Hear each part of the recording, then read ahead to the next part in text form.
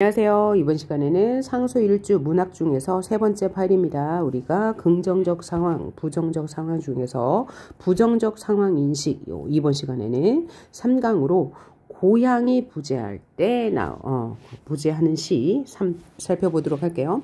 첫 번째 시가 백석의 고향이라는 시입니다. 자, 백석이라는 시는 일제강점기 시인으로서 이 일제강점기 이전에 평화로웠던 고향을 주로 작품으로 썼습니다. 백석하면 일제강점기, 그 다음에 일제강점기 이전에 평화로웠던 고향의 모습을 떠올리시면 좋겠습니다. 한번 볼까요? 나는 북간에 혼자 알아누워서 어느 아침 의원을 베이었다. 화자가 이제 직접 드러났네요. 내가 북쪽에 있는 아마 간도쯤 될 거예요. 혼자 알아누워서 어느 아침 의원에게 내 병을 뱄어요. 의원은 열애 같은 사랑을 하고, 그러니까 열애 불쌍이죠. 아주 인자한 모습을 하고 관공의 수염을 들이워서 아주 수염이 길게 나 있고 먼 옛적 어느 나라 신성 같은 더 새끼 손도 길게 드는 손을 내어 묵묵하니 한참 맥을 짚더니 문득 물어 고향이 어디냐 한다. 백석의 고향이라는 시인데, 자, 화자는 지금 타향에서 혼자 누웠는데 그 나의 병을 치료하기 위해서 온 의원이 아주 인상이 좋아요. 그래서 이야기를 했는데 이 사람의 고향이 나의 고향과 같고 내가 아는 사람을 이 의원이 알고 있어요. 그래서 이 화자는 고향에 대한 그리움을 누굴 통해서 해소하고 있는 거예요? 의원을 통해서 해소하고 있는 시라고 볼 수 있습니다. 그래서 이 시의 주제는 뭐가 되겠어요? 고향에 대한 그리움과 공동체적 삶의 풍요로움에 대해서 노래하고 있는데요. 자, 백석은 이 시뿐만 아니고 여우난골족이라는 시에서도 똑같은 분위기가 나오고요. 뿐만 아니라 국수라는 작품도 있고 나타샤와 흰낙이라는 작품도 있고 매우 많은 백석의 시가 고등교과서에 실려 있고요. 다 분위기는 똑같아요. 예전 평화로웠던 공동체에 대한 그리움, 또 성찰에 대한 시도 있기는 합니다. 자, 그 다음 황동규의 작품 기항지라는 시 읽어보도록 할게요. 걸어서 항구에 도착했다. 항구, 배가 드나드는 곳이죠. 길게 부는 한지의 바람, 한지 아주 차가운 곳의 바람.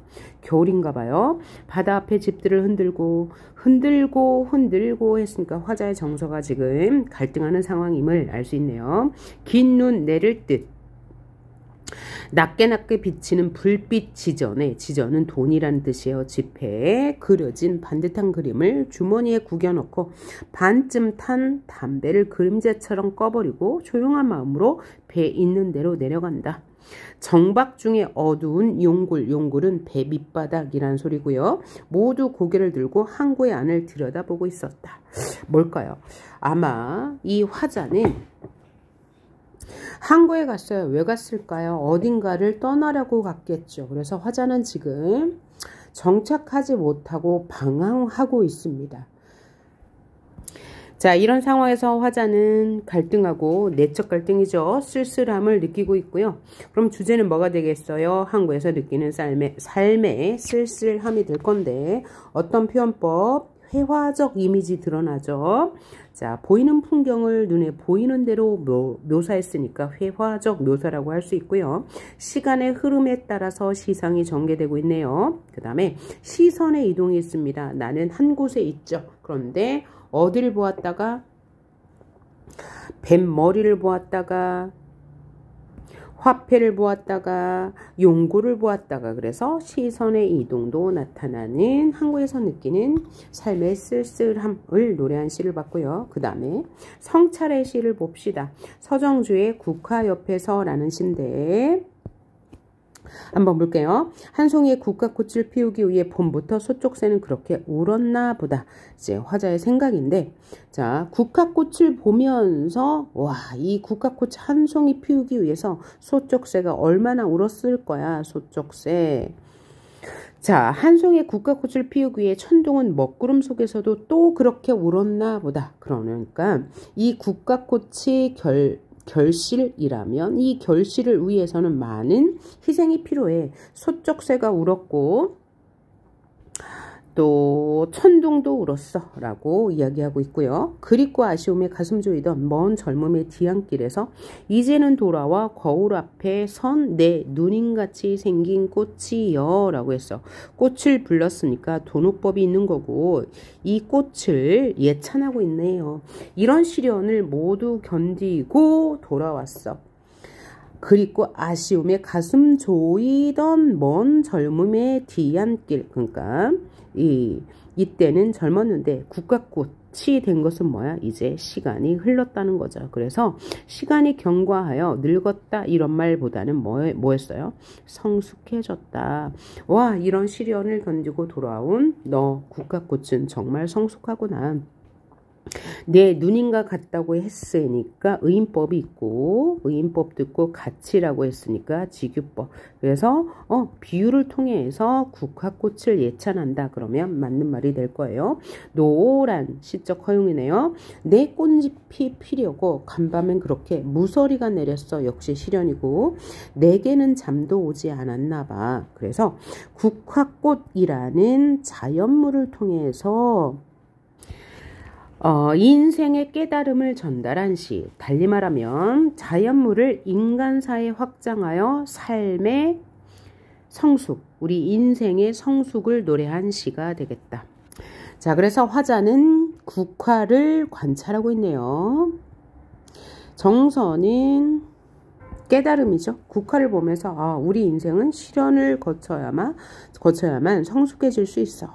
따라서 주제는 인생에 대한 깨달음. 그 깨달음은 뭐예요? 성숙을 위해서는 시련이 필요하다는 깨달음이죠. 이렇게 정리하시면 될 것 같고요. 그 다음에 낙화 이연기 똑같습니다.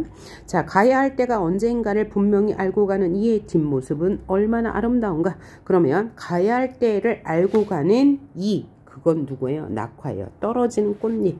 그래서 이는 낙화. 아름답다. 봄 한철 격정을 인내한 나의 사랑은 지고 있다. 자, 꽃잎이 떨어지는 것을 나의 사랑이 지고 있는 것, 사랑과 이별로 확장하였네요. 달리 말하면 낙화라는 자연현상을 인간의 삶과 관련지어 인생의 의미를 발견하고 있습니다. 분분한 낙화, 떨어지는 낙화, 결별이 일으키는 축복에 쌓여 지금 가야 할 때 결별과 축복, 모순이죠. 그래서 역설법이 드러났고 위의 시와 거의 주제가 같죠. 그래서 화자는 지금 낙화를 보며 인생의 깨달음을 얻고 있네요. 그래서 화자는 낙화를 보고 있는 거예요. 낙화를 정서와 태도는 깨달음이겠죠. 따라서 주제는 이별의 아름다움과 이별을 통해 얻는 영혼의 성숙으로 정리할 수 있을 거예요. 자, 다음 시를 보니까 존재의 본질에 대해서 성숙한다 라고 했어요. 그럼 존재의 본질은 뭡니까? 우리는 모두 이제 존재하는데 원래 가지고 있는 정체성, 이것이 우리의 본질일 거예요. 그런데 우리 사회는 우리의 본질을 보려 하지 않고 겉모습을 보려 하죠. 이에 관한 시가 바로 존재의 본질을 다루는 시입니다. 먼저 김춘수의 꽃을 위한 서시라는 작품 볼게요. 나는 시방 위험한 짐승이다. 나의 손이 닿으면 너는 미지 까마득한 어둠이 된다. 그러니까 뭐야? 나의 손이 닿으면 내가 무엇을 생각하는 순간 너는 미지 까마득한 어둠이 돼. 즉 존재의 본질이 훼손된다 라고 해석할 수 있을 거예요. 존재에 흔들리는 가지 끝에서 너는 이름도 없이 피었다. 진다. 여기서 너는 꽃이 되겠죠. 눈시울에 젖어드는 이 무명의 어둠에 이름 없는 어둠에 추억의 한 접시 불을 밝히고 나는 한밤내 운다. 그러니까 화자는 꽃의 본질을 알기 위해서 노력하지만 쉽게 알 수가 없네요. 나의 울음은 차츰 아닌 밤 돌개바람이 되어 탑을 흔들다가 도래까지 스미면 금이 될 것이다. 얼굴을 가리운 나의 신부는 바로 꽃이죠.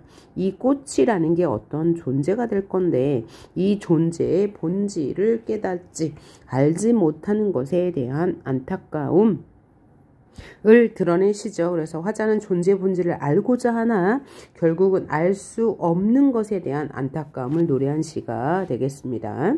그 다음 신동집의 오렌지라는 시도 똑같아요. 자, 내용을 한번 볼까요? 오렌지에 아무도 손을 댈 수 없다. 이 오렌지는 존재예요. 그냥 존재. 우리는 모두 존재하는 건데 그게 사람이 될 수도 있고 뭐 자연물이 될 수도 있는 거죠. 오렌지에 아무도 손을 댈 수 없다. 오렌지는 여기 있는 이대로의 오렌지다. 그러니까 있는 그대로의 존재라는 거죠. 더도 덜도 아닌 오렌지다. 내가 보는 오렌지가 나를 보고 있다. 마음만 낸다면 나도 오렌지의 포들한 껍질을 벗길 수 있다. 라는 것은 내가 오렌지에 대해서 섣불리 판단할 수 있다는 거죠. 선입견을 가질 수 있다는 거예요.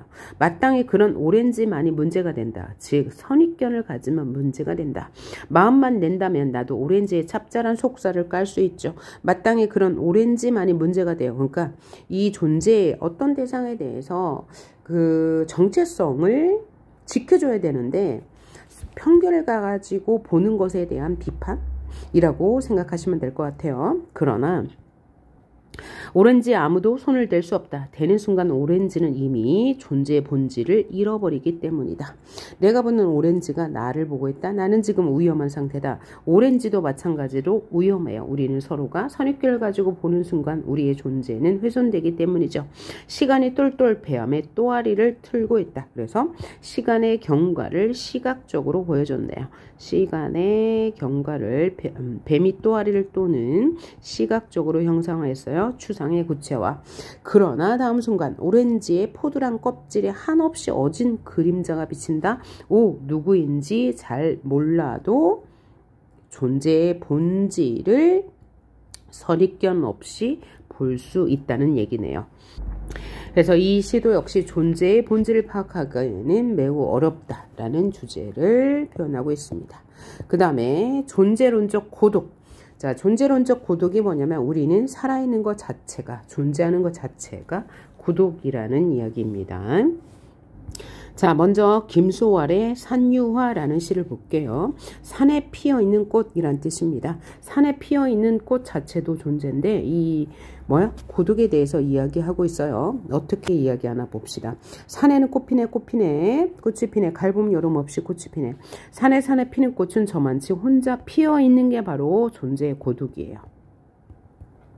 자, 산이라는 장소에 피어있는 꽃은 고독하죠. 산에서 우는 작은 새여, 이 새도 존재인데 울고 있어요. 화자의 감정이입이죠. 화자도 존재로서 고독한 거죠. 꽃이 좋아 산에서 사노라네. 누가요? 새가요. 그런데도 고독하다는 얘기죠. 산에는 꽃이 지네 갈봄 여름 없이 꽃이 지네. 그래서 산에는 꽃 피네 갈봄 여름 없이 꽃이 지네. 첫 년과 마지막 년이 유사하죠. 뭐라고요? 수미상관의 변주예요. 그런데 처음에 1년에서는 꽃이 핀다고 했고 마지막 년에서는 꽃이 진다고 했어요. 그래서 계절의 순환을 나타내는구나 라고 생각하면 되고요. 수미상관의 변주니까 형태적 안정감 나올 수 있고요. 그 다음에 운율을 형성하고 계절의 순환, 자연의 순환적 질서에 대해서 강조하고 있구나 라고 이해하시면 될 거예요. 자, 그래서 존재 자체가 고독해요. 피어있는 첫 꽃, 봄, 여름, 가을, 겨울 없이 꽃이 피지만 고독하고요. 산에 있는 새는 꽃이 좋아 산에 살지만 고독하고요. 이렇게 자연은 순환한다 라는 내용을 담고 있는 시입니다. 그래서 일단 김소월 시니까 사문보예요. 사문보. 산에는 꽃이 피네 7글자, 꽃이 피네 5글자, 갈봄 여름 없이 7, 5. 그래서 7호조의 사문보를 나타내는 시다라고 생각하면 되고, 우리 그 존재하는 것 자체, 꽃도 무엇도 새도 다 고독하구나. 감정이입을 통해서 화자의 감정을 존재론적 고독을 드러내고 있고요. 수미상관의 변주를 통해서 계절의 순환과 그 다음에 존재의 고독을 조금 더 효과적으로 보여주고 있는 시다라고 생각하시면 돼요. 그 다음에 신경님의 갈대라는 시를 볼까요? 자, 그의 온몸이 흔들리고 있는 것을 알았다. 바람도 달빛도 아닌 것, 갈대는 저를 흔드는 것이 제 조용한 울음인 것을 새까맣게 몰랐다. 산다는 것은 속으로 이렇게 조용히 울고 있는 것, 고독한 것이야. 그의 몸이 흔들려요. 그래서 그는 갈대가 되겠고. 근데 갈대가 스스로 자기 몸이 흔들리는 것을 알았대요. 바람도 달빛도 아닌 것, 갈대는 저를 흔드는 것이 제 조용한 울음인 것을 몰랐는데 이젠 알았다는 거죠. 그러면 갈대 스스로를 흔드는 것은 뭐예요? 고독감이다. 그죠? 고독감 때문에 울고 있었구나라는 것을 예전엔 몰랐는데 지금은 알았다. 산다는 것은 이렇게 고독한 것이야 라는 거예요. 그 다음에 박목원의 나무라는 시를 한번 볼까요? 나무. 유성에서 조치원으로 가는 어느 들판에 우두커니 서 있는 한 그루 늙은 나무를 만났다. 그러니까 화자는 지금 나무를 만난 사람이에요. 수도승일까? 그러니까 화자가 이 나무를 지금 관찰하고 있습니다. 수도승일까? 수도승은 무슨 뜻이요? 어떤 외부의 상황에도 그죠? 흔들림이 없는 그런 대상을 수도승이라고 하죠. 그러니까 이 나무는 흔들림이 없나 봐요. 묵중하게 서 있었다. 다음날 조치원에서 공주로 가는 어느 가난한 마을 어귀에 그들은 나무들은 때를 지어 몰려 있었다. 멍청하게 몰려 있는 그들은 어설픈 과객일까? 몹시 추워 보였다. 자, 이 나무들은 고독한 거죠. 그래서 이 세 시들은 공통적으로 어떤 대상을 통해서 화자 자신을 성찰하는 시예요. 그런데 그 성찰의 대상이 뭐냐? 존재론적 고독이다. 우리는 모두 고독하다. 그런데 자연물을 통해서 화자의 감정을 보여준다 라는 특징이 있는 것이죠. 자, 지금까지 우리 부정적 상황인식에서 고양상실, 성숙의 경지, 존재의 본질, 존재론적 고독 살펴봤고요. 다음 강의 4번째 파일에서 일제강점기 현실에 대한 성찰의 시 살펴보도록 하겠습니다. 수고하셨습니다.